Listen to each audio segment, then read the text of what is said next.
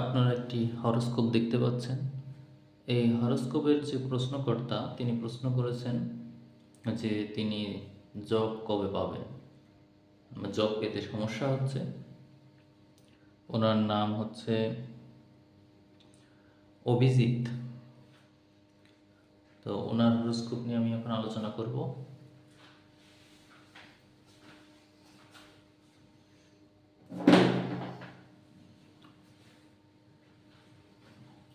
এখানে ওনার লগ্ন ওনার লগ্ন কিন্তু কর্কট কর্কট লগ্ন, এবং ওনার যে রবি রাশি এবং চন্দ্র রাশি হচ্ছে কন্যা, অর্থাৎ কন্যাতে ওনার চন্দ্র আছে এবং রবি আছে ওনার মেষে। এখন প্রবলেমটা কোথাও ওনার চাকরি পেতে? কর্কট রাশি, কর্কট লগ্নের রাজযোগকারী গ্রহ কে? আপনারা যদি একটু খেয়াল করেন, কর্কট লগ্নের রাজযোগকারী গ্রহ মঙ্গল। দেখুন, খেয়াল করে এখানে 5 নম্বর ঘরের অধিপতি মঙ্গল, 10 নম্বর ঘরের অধিপতিও মঙ্গল। অর্থাৎ মঙ্গল যদি পক্ষে থাকে তাহলে কর্কটের সাফল্য নিশ্চিত। তো এই মঙ্গল আছে কোথায়?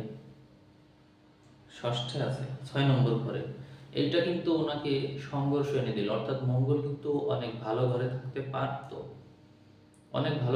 পারত, মঙ্গল, কিন্তু সে সেখানে নেই, সে আছে ষষ্ঠে। তার মানে এই জাতক জীবনে কিন্তু প্রচুর সংগ্রাম করবে, সংঘর্ষ করবে, এটা নিশ্চিত হয়ে গেল। কিন্তু মঙ্গল তবুও সংঘর্ষের ঘরে, 6 নম্বর ঘরে মঙ্গল তবুও ভালো ফল দেয়। কিন্তু মঙ্গল আছে শুক্রের নক্ষত্রে, শত্রু নক্ষত্র। তারপরও শুক্র যেহেতু স্বক্ষেত্রে আছে, ভালো, এটাও সমস্যা না। তাহলে আর কোথায় প্রবলেম? যেহেতু কর্মক্ষেত্রের অধিপতি, কর্মক্ষেত্রের ঘরটা একটু খেয়াল করি, দেখতে পাচ্ছি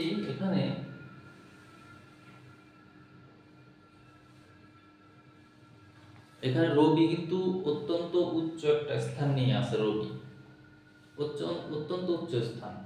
তো এইখানে আবার রাহু বসে আছে সাথে। রাহু এখানে থাকার কারণে রাহু কিন্তু মঙ্গলের প্রতিনিধি। সুতরাং রাহু কিন্তু জাতকের কর্মক্ষেত্র বিস্তৃত করার চেষ্টা করবে, এক্সপ্যান্ড করার চেষ্টা করবে। এখন এই রাহু মঙ্গলের ঘরে থাকলে এবং সাথে যেহেতু রবি রয়েছে, এটা রবির সাথে রাহু থাকার কারণে রবি কিন্তু তার ফলটা প্রকাশ করতে পারছে না, গ্রহণ তৈরি করে রেখেছে। এই কারণে কর্মক্ষেত্রে জাতকের অস্পষ্টতা দৃশ্যমান হচ্ছে, কিন্তু হরোস্কোপ কিন্তু অতটা খারাপ না। এই যে দশম ঘর, এই দশম ঘরে রবি রাহু থাকার কারণে জাতকের কর্মের কিন্তু বিরাট বিস্তৃতি লক্ষ্য করা যায়। কিন্তু তার যে মনের ঘর, চতুর্থ ঘর, সেই ঘরে তো কিন্তু বসে আছে। কিন্তু থাকার কারণে তার ভিতরে চলবে হচ্ছে হতাশা, মানে পিছুটান, ভয়, এইগুলোই তার মূল সমস্যার কারণ। কর্মক্ষেত্র তো তার খারাপ না, কারণ হচ্ছে মঙ্গল, তার যে শক্তিশালী গ্রহ মঙ্গল 6 নম্বর ঘরে, চাকরির ঘরে বসে আছে, তার সময় খারাপ কি করে হয়? তবে হ্যাঁ, এই যে ভাগ্যবতী অষ্টমে গেছে। অষ্টম ঘর তো খুবই খারাপ ঘর, বিপজ্জনক ঘর। ভাগ্যবতী অষ্টমস্ত হয়ে যাওয়া, এটা অত্যন্ত নেগেটিভ হয়ে গেল। তবে যেহেতু বৃহস্পতি ষষ্ঠের অধিপতি, ষষ্ঠপতি অষ্টমে, অর্থাৎ বিপরীত রাজযোগ। সেটা হলো জাতক তার জীবন ভালো করবে প্রতিকূল পরিস্থিতির ভিতরে পড়ে। অর্থাৎ জাতক যদি প্রতিকূল পরিস্থিতিতে পড়ে তাহলে সে জীবন অবশ্যই ভালো করবে। এমনিতে সে ভালো করবে না, তার জীবনে প্রতিকূল পরিস্থিতির দরকার হবে, না হলে সে চেষ্টা করবে না। এরপরে লগ্নপতি কিন্তু তৃতীয়, লগ্নপতি চন্দ্র 3 নম্বর ঘরে, অর্থাৎ প্রচেষ্টার ঘরে বসে আছে। লগ্নপতি প্রচেষ্টার ঘরে থাকার কারণে এই জাতক অবশ্যই প্রচেষ্টা করবে, আজীবন প্রচেষ্টা করবে। কিন্তু প্রচেষ্টা করলেই তো হবে না, সেটা একটু স্ট্যান্ডার্ড মেনটেন করে প্রচেষ্টা করতে হবে, কৌশল কাজে লাগাতে হবে। আপনারা দেখবেন ট্রুথ 24 চ্যানেলে আমি যে ভিডিও দিই, সেখানে দেখবেন ভাগ্য পরিবর্তনের 25টি কৌশল, ভাগ্য পরিবর্তনের কৌশল দেওয়া আছে 25টা ট্রুথ 24 এর চ্যানেলে। এই যে 25টা কৌশল, এগুলো সব মেনে চলার চেষ্টা করবেন, তাহলে ভাগ্য অবশ্যই বদলে যাবে। কারণ ওগুলো আমি আমার নিজের জীবনে প্রয়োগ করেছি। আমার জীবনের উত্থান তো এত সহজ ছিল না, এইগুলো সব আমার প্রয়োগ করা, এই জন্য আমি আপনাদেরকে এগুলো পরামর্শ দিচ্ছি এবং চ্যানেলে আমি আমার যে রহস্যগুলো সেগুলো বলে থাকি। আপনার দশম ঘরে যে সমস্যা আছে, চতুর্থে যে সমস্যা আছে, এখানে বুধ বুধ এখানে একটু নিচস্থ হয়ে আছে।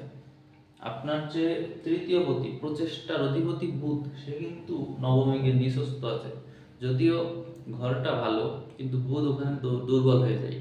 আপনার বুদ্ধি ভ্রষ্টতা কাজ করবে। আমি আপনাকে যে পরামর্শটা দিলাম, 25টা যে পরামর্শ আছে, ওই ভিডিওটা আপনি অবশ্যই দেখবেন, দেখে নোট করবেন, করে আপনি আপনার জীবনে প্রাত্যহিক জীবনে অবশ্যই প্রয়োগ করবেন। আপনি জানতে চাইছেন আপনি জব কবে পাবেন।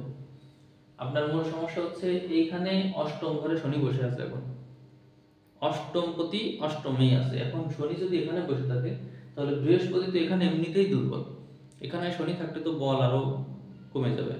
এই শনি আপনার জন্য পঞ্চমে বসে থাকার কারণে, এই শনি পঞ্চমে বসে আছে, সুতরাং সে আপনার বুদ্ধিকারক, এইটার ফল সে দিয়ে থাকবে। সুতরাং এই শনি যদিও কেন্দ্রবতী বসে আছে, এই শনি যখন আপনার এই ঘর থেকে সরে এইখানে চলে যাবে, তখন সে এইটার সাথে কানেক্ট করবে।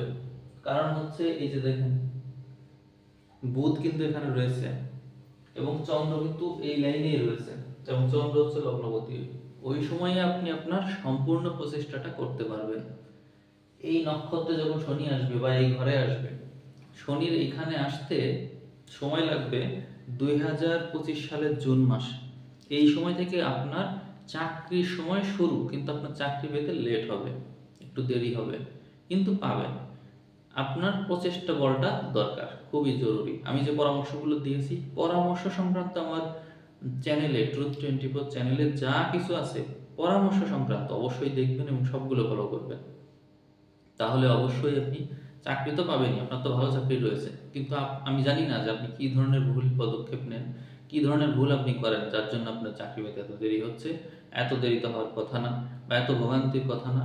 গ্রহ নক্ষত্রের পজিশন, হ্যাঁ বৃহস্পতি অষ্টমে আছে, কিন্তু সে তো শুভ গ্রহ, শুভ গ্রহ তো সে, বৃহস্পতি শুভ গ্রহ হিসেবে এখানে থাকার কারণে আপনার ভিতরে তো জ্ঞান তৈরি হওয়ার কথা, সেই জ্ঞান তো আপনাকে সেভ করার কথা। যাই হোক, ভিডিও বড় করবো না, আপনাকে যে পরামর্শ আমি দিলাম অবশ্যই মেনে চলুন, আর সাকসেস তো অবশ্যই পাবেন। তবে শনির জন্য একটু সময় লাগবে, কিন্তু সামর্থ্য অর্জন করে নিয়ে তারপরে চাকরি পান। ছোটোখাটো চাকরি করে তো লাভ হবে না, তাই না? সেটার জন্য আরও দরিদ্রতায় বাড়বে। তো ঠিক আছে, ধৈর্য ধরুন, ভালো থাকুন, এগিয়ে চলুন।